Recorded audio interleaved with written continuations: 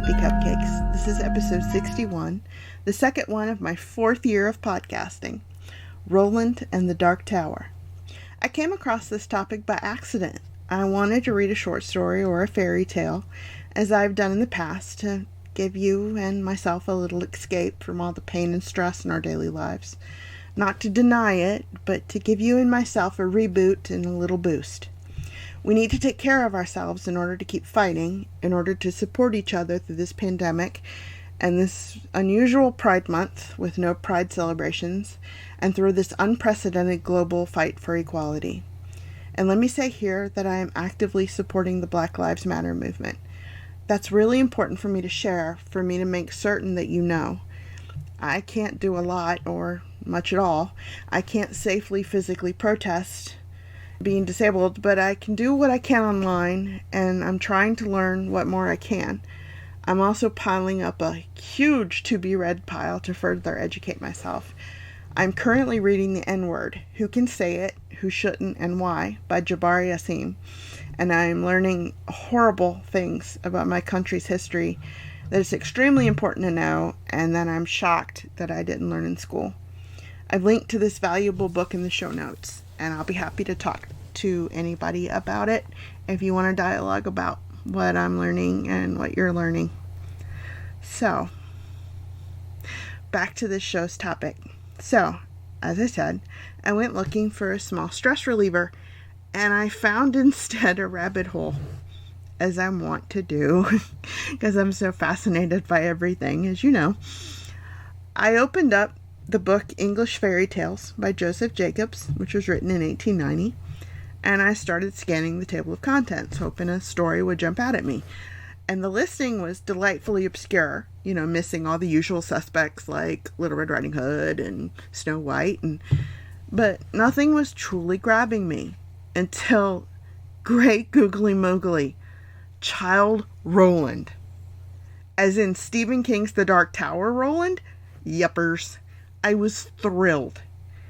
And when I read it, I was shocked to find the origin of other references, which I'll wait to bring up until after I read the story to you, to let you have the joy of hearing them for the first time for yourself as well.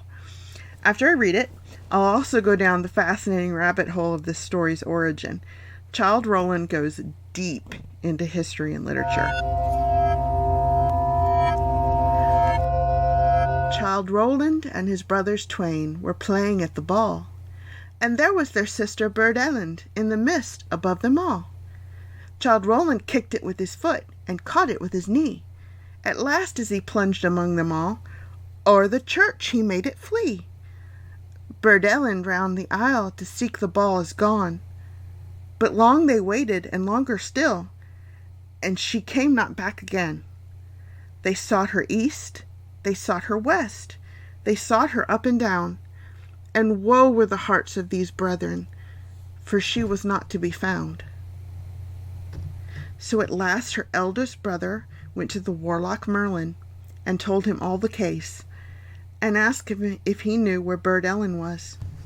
The fair Burd Ellen, said the warlock Merlin, must have been carried off by the fairies, because she went round the church widdershins, the opposite way to the sun. She is now in the dark tower of the king of Elfland. It would take the boldest knight in Christendom to bring her back. If it is possible to bring her back, said her brother, I'll do it, or perish in the attempt. Possible it is, said the warlock Merlin, but woe to the man or mother's son that attempts it, if he is not well taught beforehand what he is to do. The eldest brother of Burd Ellen was not to be put off by any fear of danger from attempting to get her back, so he begged the warlock Merlin to tell him what he should do and what he should not do in going to seek his sister. And after he had been taught and had repeated his lesson, he set out for Elfland. But long they waited, and longer still, with doubt and muckle pain. But woe were the hearts of his brethren, for he came not back again. Then the second brother got tired and sick of waiting, and he went to the warlock Merlin and asked him the same as his brother. So he set out to find Burd Ellen. But long they waited, and longer still, with muckle doubt and pain, and woe were his mother's and brother's heart, for he came not back again. And when they had waited and waited a good long time, Childe Roland, the youngest of Burd Ellen's brothers, wished to go, and went to his mother, the good queen, to ask her to let him go. But she would not at first, for he was the last of her children she now had, and if he was lost, all would be lost. But he begged, until at last the good queen let him go, and gave him his father's good brand that never struck in vain. And as she girt it round his waist, she said the spell that would give it victory. So Childe Roland said goodbye to the good queen his mother, and went to the cave of the warlock Merlin. Once more, and but once more, he said to the warlock, tell how man or mother's son may rescue Burd Ellen and her brothers twain.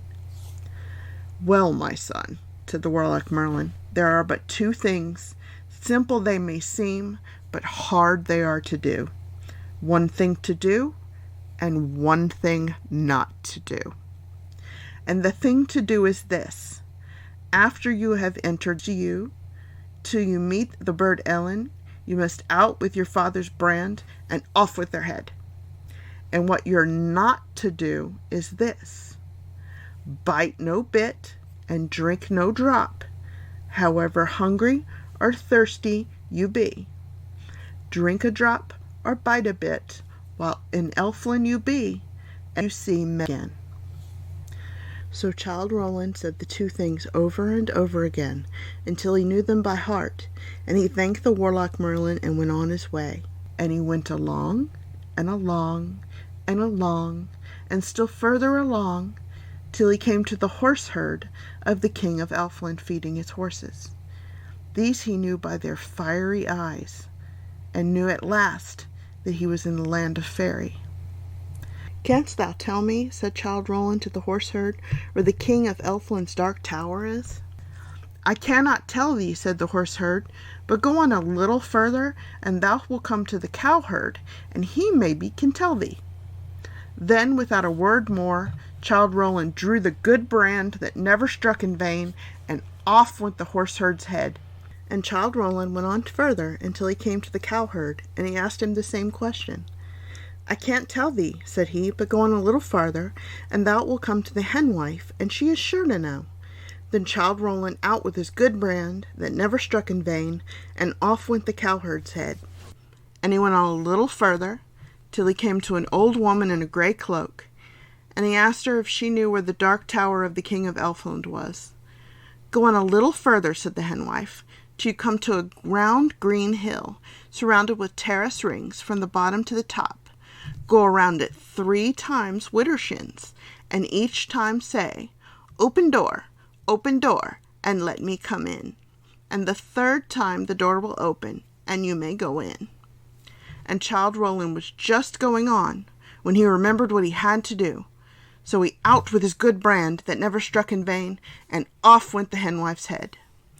Then he went on, and on, and on, till he came to the round green hill with the terrace rings from top to bottom, and he went around it 3 times widdershins, saying each time, open door, and let me come in.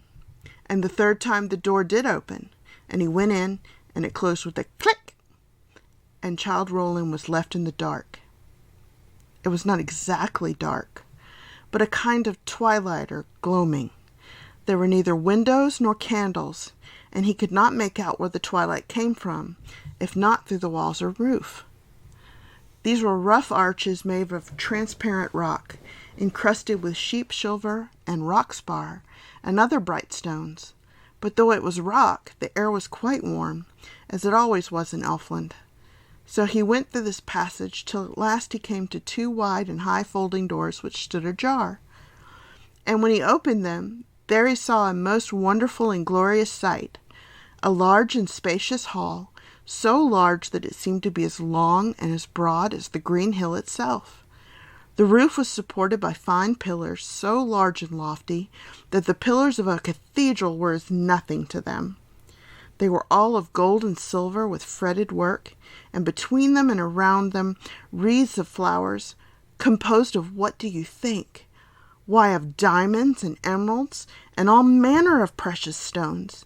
And the very keystones of the arches had for ornaments clusters of diamonds and rubies and pearls and other precious stones. And all of these arches met in the middle of the roof, and just there, hung by a gold chain, an immense lamp made out of one big pearl, hollowed out and quite transparent. And in the middle of this was a big, huge carbuncle, which kept spinning round and round. And this is what gave light by its rays to the whole hall, which seemed as if the setting sun was shining on it. The hall was furnished in a manner equally grand, and at one end of it was a glorious couch of velvet, silk, and gold. And there sat Burd Ellen, combing her golden hair with a silver comb. And when she saw Childe Roland, she stood up and said, God pity ye, poor luckless fool. What have ye here to do? Hear ye this, my youngest brother. Why didn't ye bide at home? Had you 100,000 lives, ye couldn't spare any a one. But sit ye down, but woe, oh woe, that ever ye was born. For come the King of Elfland in, your fortune is forlorn. But then they sat down together, and Childe Roland told her all that he had done, and she told him how their 2 brothers had reached the Dark Tower, but had been enchanted by the King of Elfland, and lay there entombed as if dead. And then after they had talked a little longer, Childe Roland began to feel hungry from his long travels, and told his sister Burd Ellen how hungry he was, and asked for some food, forgetting all about the warlock Merlin's warning. Burd Ellen looked at Childe Roland sadly and shook her head, but she was under a spell and could not warn him.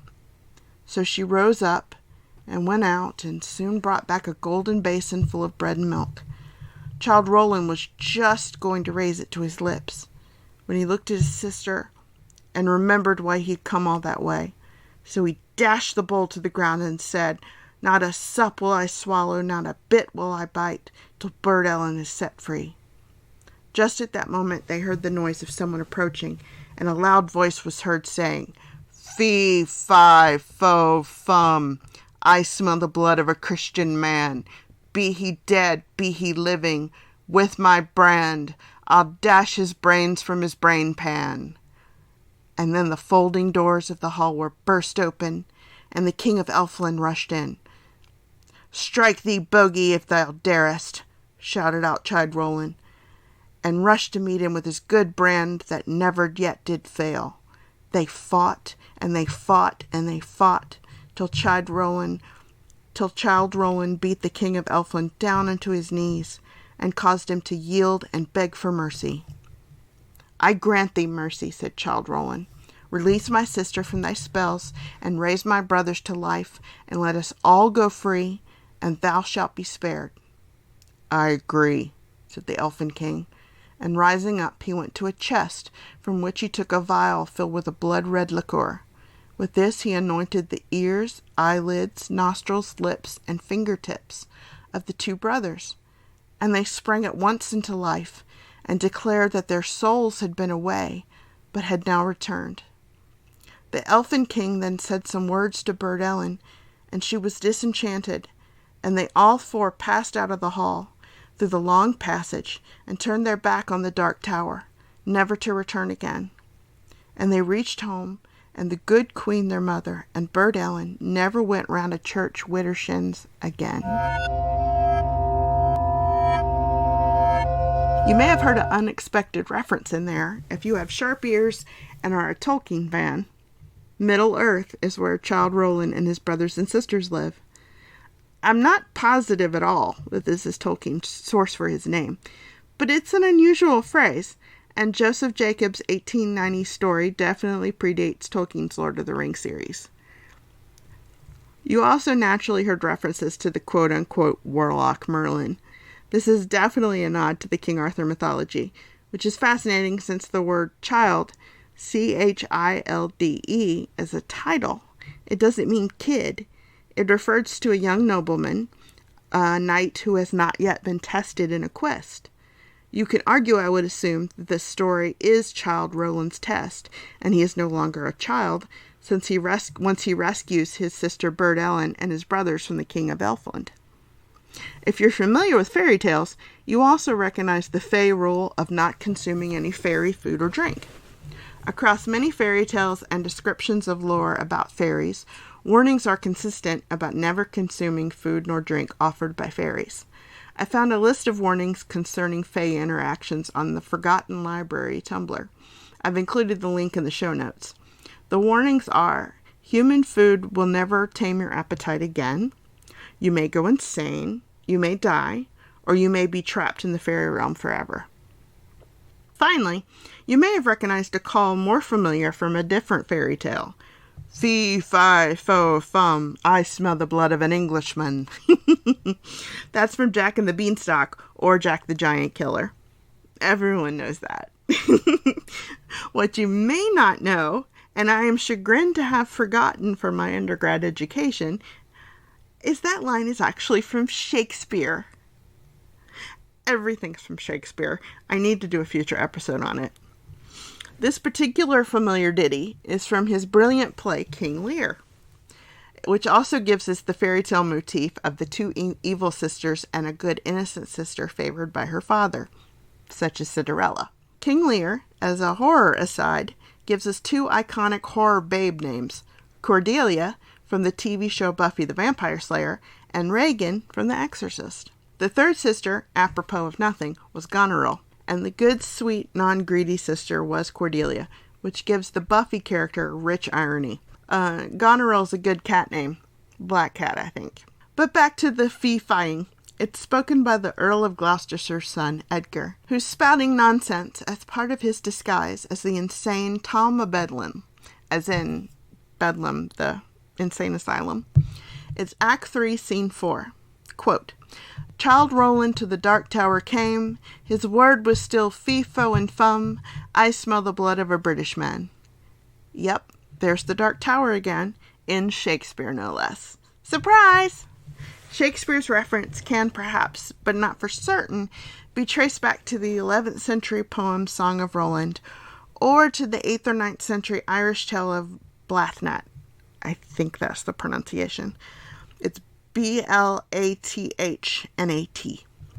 The website Writing in Margins has a lovely article trying to trace back to the original source, Irish, Arthurian, and I have linked to it in the show notes. Of course, you recognize the first line in the Shakespeare quote as basically the synopsis of Stephen King's Dark Tower series. Childe Roland to the Dark Tower came. But before Roland forgot the face of his father, this line was used in a famous poem that also inspired King's work. Childe Roland to the Dark Tower came, a poem by Robert Browning, written on January 2nd, 1852, and published in 1855 in his collection Men and Women. In the poem, which I shall read for you to end the episode, the tower is described as something that doesn't quite exist in reality, which is interesting given that Browning said that the poem came to him in a dream. The most famous Roland and Dark Tower in modern times, of course, is Stephen King's, but I was amazed to find that C.S. Lewis wrote one as well, allegedly. The Dark Tower and Other Stories was supposedly the sequel to Lewis's speculative fiction novel Out of the Silent Planet.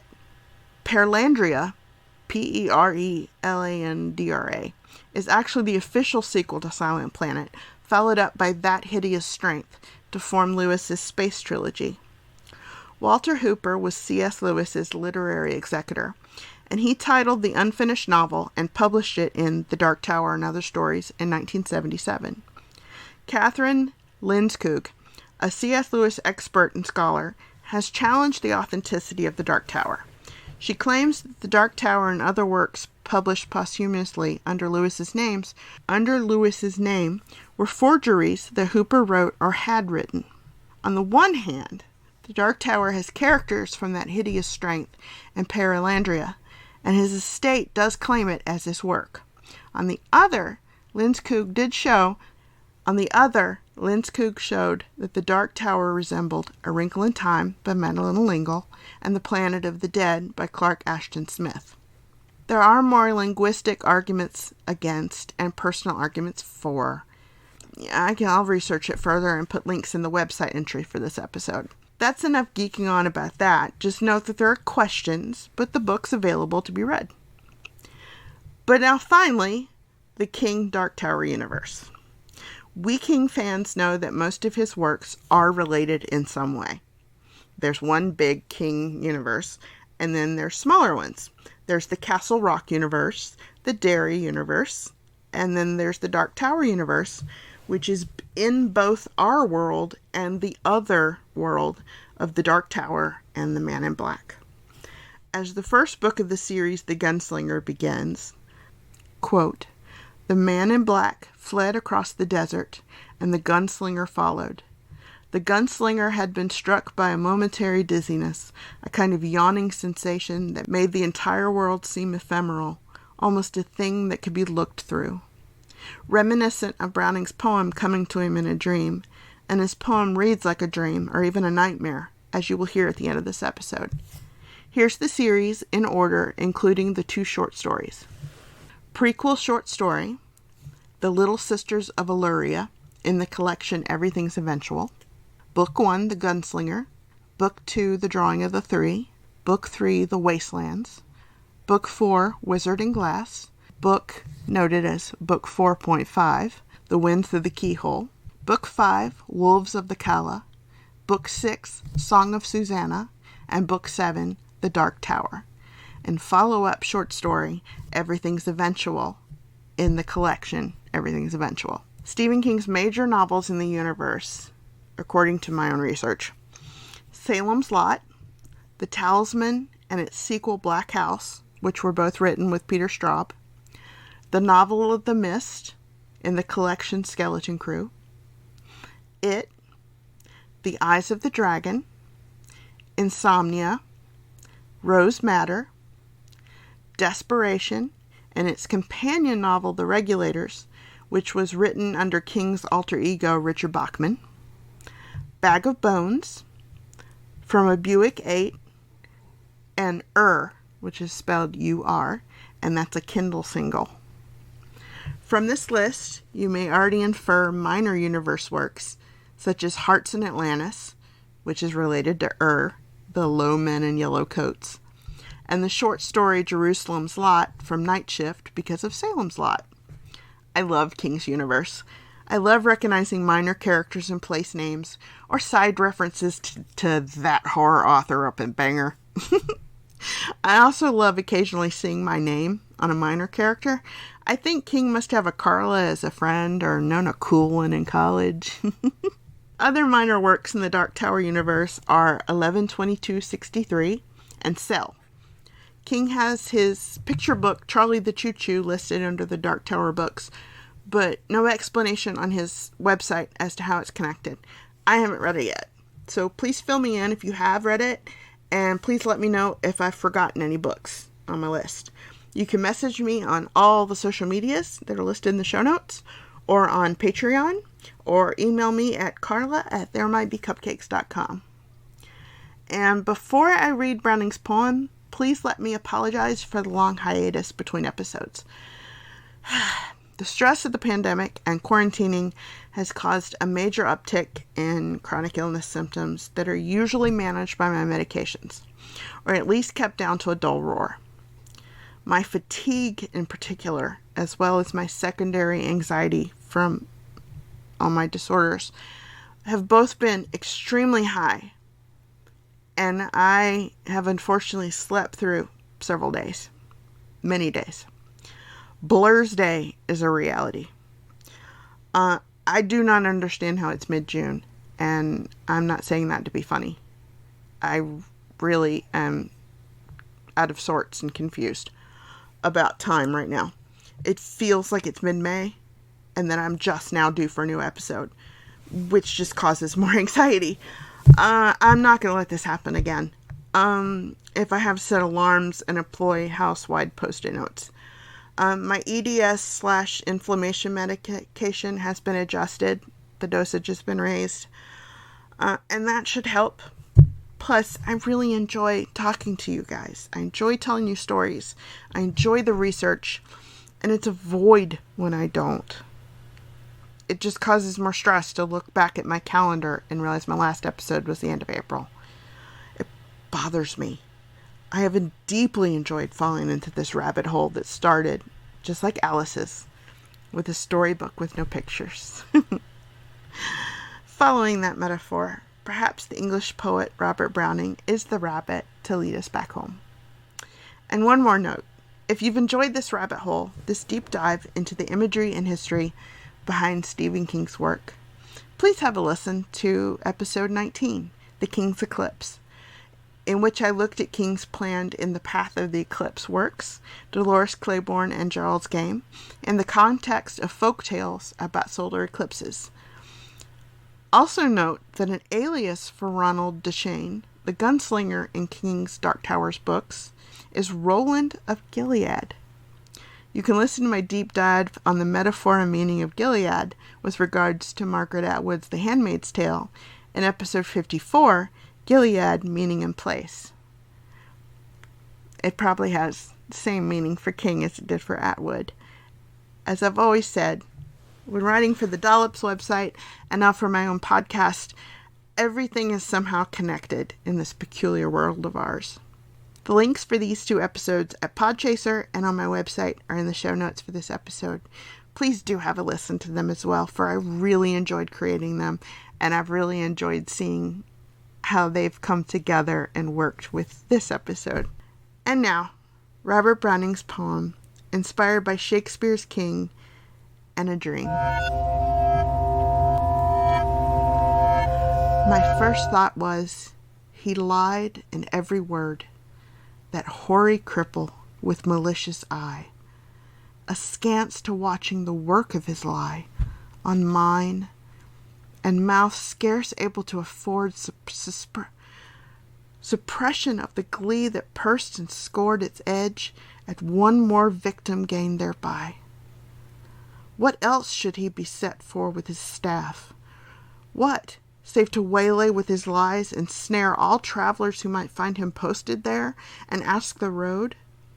I guessed what skull-like laugh would break, what crutch gin write my epitaph for pastime in the dusty thoroughfare, if at his counsel I should turn aside into that ominous tract which all agree hides the dark tower. Yet acquiescing I did turn as he pointed, neither pride nor hope rekindling at the end descried, so much as gladness that some end might be. For, what with my whole world-wide wandering, what with my search drawn out through years, my hope dwindled into a ghost, not fit to cope with that obstreperous joy success would bring. I hardly tried now to rebuke the spring my heart made, finding failure in its scope. As when a sick man very near to death seems dead indeed, and feels begin and end the tears, and takes the farewell of each friend, and hears one bid the other go, draw breath freely outside. Since all is o'er, he said, and the blow fallen no grieving can amend. While some discuss if near the other graves be room enough for this, and when a day suits best for carrying the corpse away, with care about the banners, scarves, and staves, and still the man hears all, and only craves he may not shame such tender love and stay.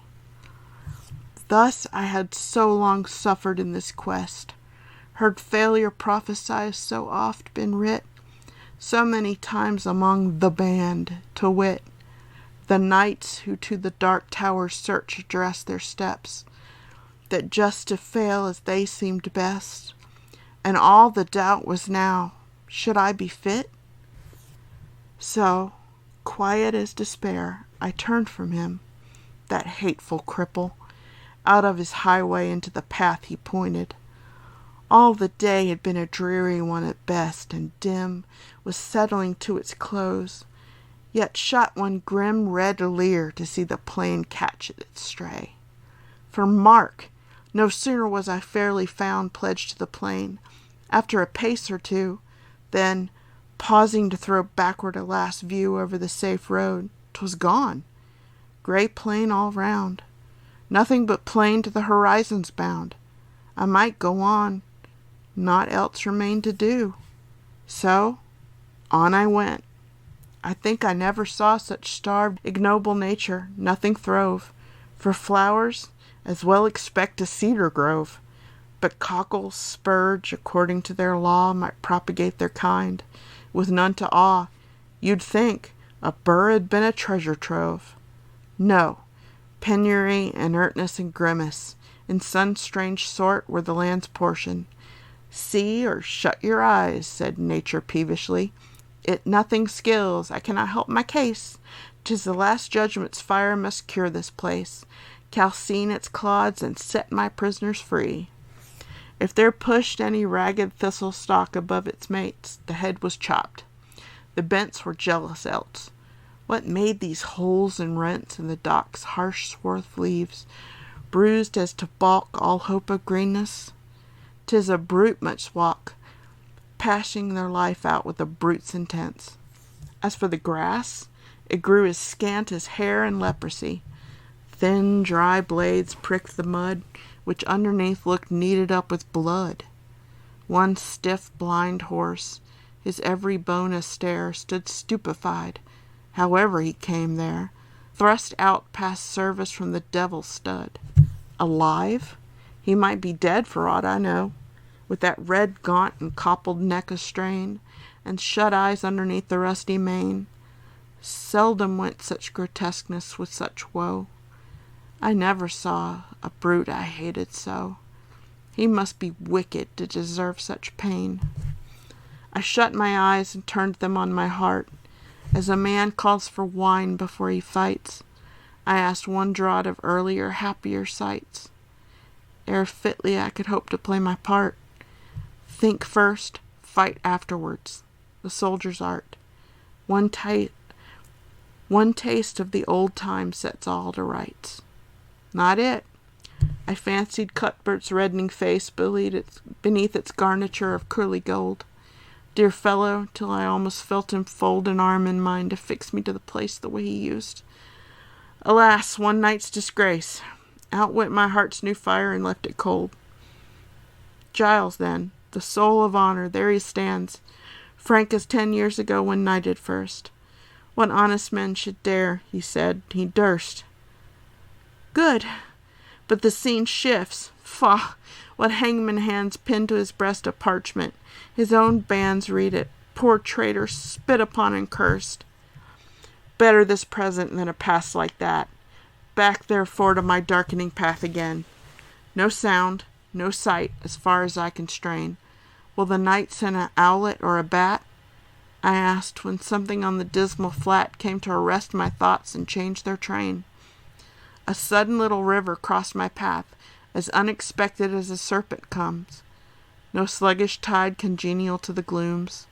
This, as it frothed by, might have been a bath for the fiend's glowing hoof, to see the wrath of its black eddy bespate with flakes and spumes. So petty yet so spiteful. All along low scrubby alders kneeled down over it. Drenched willows flung themselves headlong in a fit of mute despair, a suicidal throng. The river which had done them all the wrong, whatever that was, rolled by, deterred no whit. Which, while I forded, good saints, how I feared to set my foot upon a dead man's cheek, each step or feel the spear I thrust to seek for hollows, tangled in his hair or beard. It may be a water rat I speared, but ugh, it sounded like a baby's shriek. Glad I was when I reached the other bank. Now for a better country. Vain presage. Who were the strugglers? What wars did they rage?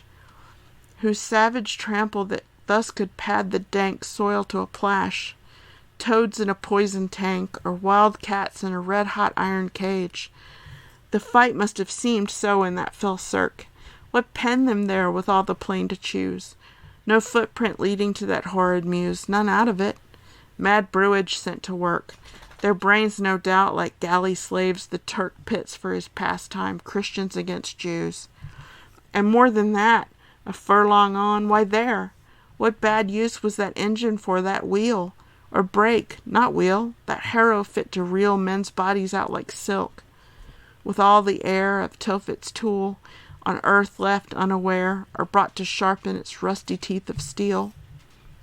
Then came a bit of stubbed ground, once a wood, next a marsh it would seem, and now mere earth, desperate and done with. So a fool finds mirth, makes a thing and then mars it, till his mood changes and off he goes. Within a rood, bog, clay and rubble, sand and stark black dearth.